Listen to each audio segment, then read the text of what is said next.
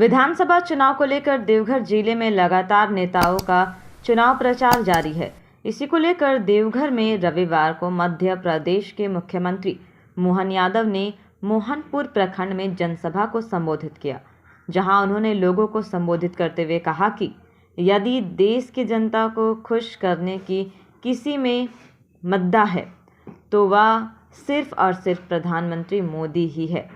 मोहनपुर में लोगों को संबोधित करते हुए मुख्यमंत्री मोहन यादव ने जेएमएम पर निशाने साधते हुए कहा कि यह जहरीले सांप है जो किसी को भी बख्शने का काम नहीं करेंगे।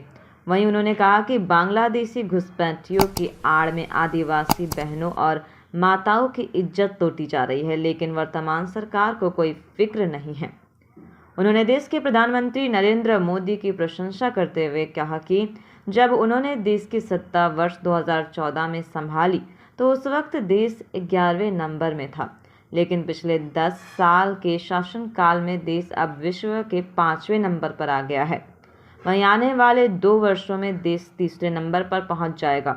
उन्होंने हेमंत सोरेन पर निशाना साधते हुए कहा कि सरकार में रहते हुए वह जेल गए क्योंकि वह दोषी थे। उन्होंने कहा कि एक मुख्यमंत्री को शर्म आना चाहिए जब वह भ्रष्टाचार के आरोप में जेल जा रहे हैं। जनता उम्मीद के साथ नेताओं को वोट देते हैं और जब नेता उसी जनता को लूटने का काम करेगी तो ऐसे में राज्य का विकास होना असंभव है। वहीं उन्होंने सीएम हेमंत सोरेन और उनकी पत्नी कल्पना सोरेन पर निशाना साधते हुए कहा कि दोनों ही खुद को झारखंड का राजकुमार समझते हैं, इसलिए अपने ही परिवार को राज्य का सत्ता सौंपना चाहते हैं। उन्होंने कहा कि एक तरफ प्रधानमंत्री मोदी देश के लोगों को अपना परिवार मानते हैं, वहीं दूसरी ओर झारखंड के मुख्यमंत्री हेमंत सोरेन सिर्फ अपने भाई और पत्नी को ही परिवार मानकर राज्य को लूटने में जुटे हुए हैं। मध्य प्रदेश के मुख्यमंत्री मोहन यादव के जनसभा कार्यक्रम में सांसद निशिकांत दुबे ने कहा कि झारखंड राज्य में देवघर का विकास पिछले 10 वर्षों में सबसे ज्यादा हुआ है, क्योंकि यहाँ पर सांसद और विधायक एक ही पार्टी के हैं। सांसद निशिकांत ने कहा कि उन्हें पूरा विश्वास है कि इस बार भारतीय जनता पार्टी की एक तरफा जीत होगी। वहीं सांसद निशिकांत दुबे के बाद भारतीय जनता पार्टी के प्रत्याशी नारायण दास ने भी कार्यक्रम में लोगों को संबोधित किया। उन्होंने कहा कि वर्तमान में हेमंत सोरेन की सरकार उन्हें प्रताड़ित कर रही है। उन्होंने कहा कि देवघर का विकास सांसद निशिकांत दुबे के नेतृत्व में हो रहा है। वह बड़े भाई राम की तरह काम कर रहे हैं और मैं उनका छोटा भाई लक्ष्मण बनकर जनता की सेवा में लगा हुआ हूं। उन्होंने जनता से अपील करते हुए कहा कि देवघर की जनता ने जब जब उन्हें बुलाया तब तब वह हर सुख दुख में लोगों के साथ रहे, इसलिए वह जनता से अपील करते हैं कि उन्हें एक बार फिर मौका दे ताकि वह जनता की सेवा करते रहे। देवघर से पंकज पांडे की रिपोर्ट। खराब निकल गए तो गोगो दीदी के माध्यम से ये हमारी मध्य प्रदेश में हम 1250 तो दे ही रहे, लेकिन 5 साल आपका घाटा हो गया, इसलिए 2100 रुपए आपको भी देंगे। ये हमारी सरकार का निर्णय है। और युवाओं के लिए, मेरे युवा मित्रों के लिए जोरदार ताली बजाओ। 2000 रुपए महीना आपको भी दिया जा रहा है। 2,87,000 सरकारी नौकरियां अगर भाजपा की सरकार बनी तो 2,87,000 जोरदार ताली बजाओ। 2,87,500 लोगों के लिए। और उतरे भी कोई बीमार हो जाए, कोई कारण से हॉस्पिटल जाना पड़े तो 5 लाख तक का सरकारी हॉस्पिटल तो फ्री है ही, प्राइवेट हॉस्पिटल के लिए भी सरकार पैसा देगी। ये नरेंद्र मोदी जी की योजना और ये हमारी भावना है, जो खाली बोलते नहीं है। सर्वे भवन्तु सुखिनः, सर्वे सन्तु निरामया, ये केवल बोलने का वाक्य नहीं है, जो कहते हैं वो करके दिखाते हैं। और ये तो और आगे बढ़ गए भाजपा के प्रदेश वाले, जिनने कहा 5 लाख नहीं 5 लाख हम भी मिलाएंगे, तो 10 लाख रुपए तक की जोरदार अभिनंदन करो। ये है हमारी भावना। ऐसी एक सामना करने का काम किए हैं और एक जनता और जनार्दन का हमेशा मुझे आशीष मिला है। कार्यकर्ताओं का संघर्ष रंग लाया है। मैं कह सकता हूं कि तीसरी बार पार्टी ने एक ऐसे कार्यकर्ता को टिकट दिया है और कार्यकर्ता ये चुनाव लड़ रहा है। मैं हमेशा कहता हूं कि ये चुनाव देवघर की जनता का सम्मान का चुनाव है और ये कार्यकर्ता अपनी बात को कहता हूं और मोहनपुर प्रखंड के विषय में इतना कहना चाहता हूं कि मैं मोहनपुर प्रखंड में कोई दिन ऐसा नहीं था कि रोड पुल पुलिया का मैंने शिलान्यास नहीं किया और आपने मुझे जो प्यार दिया है, सम्मान दिया है, मैं अपने सांसद महोदय को कहना चाहूंगा कि आपने जो विकास की गंगा बहाई है वो इतिहास के पन्ने में दर्ज है।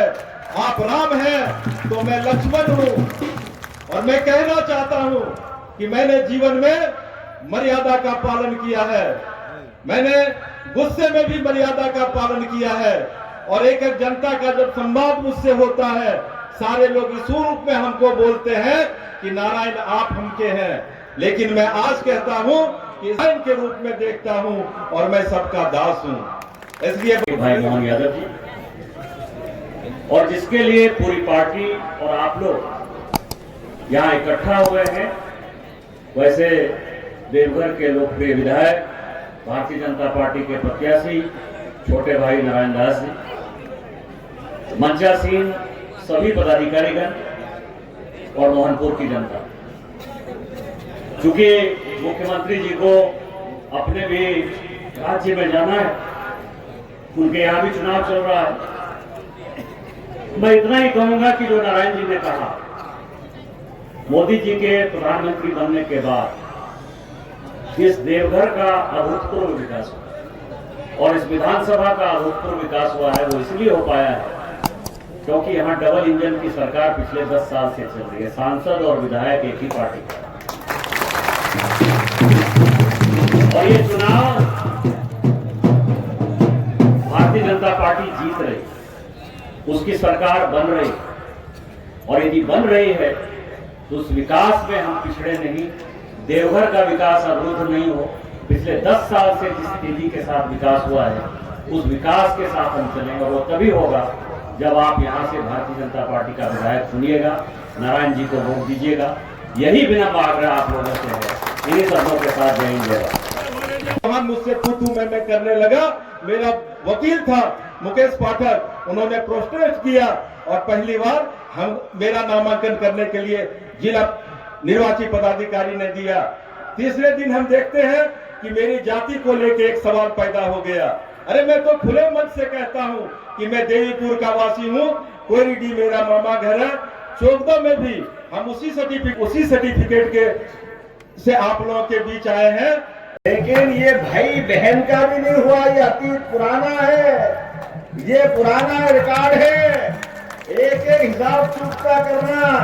कृष्ण भगवान के पैदा होने के पहले 7 भाई बहन को मारा है, उनको पैदा होने के पहले मारा, क्योंकि इनकी संस्कृति क्रूरता की संस्कृति है, इनकी संस्कृति नफरत की संस्कृति है, इनकी संस्कृति अपने स्वार्थ की संस्कृति है। इसलिए खाली आपको नहीं, ये सभी भाई बहन आप कान खोल के सुन लो, आपकी जमीन पे, आपके मकान पे, आपके देवस्थान पे, आपके सभी बाबा बैजनाथ सहित सनातन संस्कृति पे पीछे पीछे ये जो जहरीला सांप घूम रहा है, घुसपैठियों का, बांग्लादेशी घुसपैठियों का, ये आपके बहन बेटी के आड़ में जमीन पे कब्जा करना चाहते हैं, बहन बेटी की इज्जत खराब करना चाहते हैं।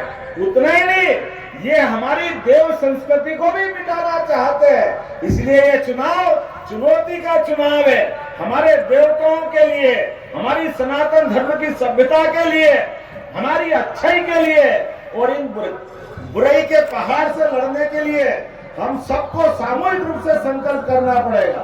भगवान कृष्ण ने सच्चाई और अच्छाई के लिए इंद्र से भी लड़ाई ले ली थी, हमें मालूम है। गोवर्धन पर्वत उठा के हम उस परंपरा के लोग हैं।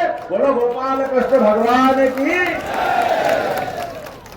भगवान कृष्ण जो स्वर्ग का राजा, अपने ग्वाल बाल गांव वालों के भरोसे से उस सत्ताधीश सर्वशक्तिमान, पता नहीं कितने अलंकरण लगे, उस कंस से भी नहीं डरे।